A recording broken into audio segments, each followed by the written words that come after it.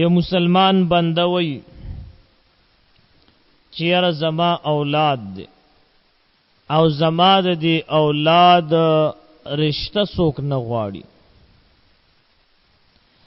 او یا وی چیر زما بچی دی د هغه د پاره رشتہ نه پیدا کیږي او که پیدام شي نو هغه زمونږ د معیار موافق نوي خبر اترې پکې راځي بعضی شیطانان پکې شیطانت کوي یا بل څه خبرې یا بل څه خبرې خو لیکن مقصد دا دی چې زمونږه دا رشتہ سمې نه خوري خامخا پکې مسله را پیدا کیږي یا خدا دا چې زما د بچی رشتہ سمې نه خوري یا زما د بچی او د لور رشتہ می اغه رشتہ ناراضي نو ډیر خلک بیا دا سوچ کوي چې یرا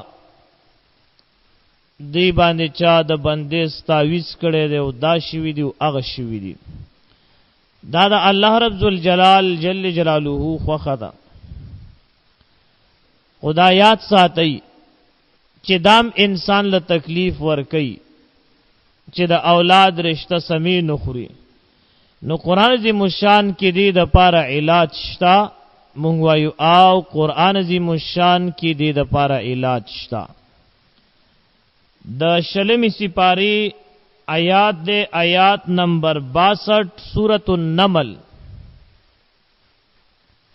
سورۃ النمل آیت نمبر 62 شلم سپارا دغه آیات دے ام یجیب المضطر اذا دعاه ويكشف السوء تر دغه زی پوره دا آیات با په کثرت سره وی که ناسته دا آیات وایا که پاسیدی دا آیات وایا پروانی دا آیات وایا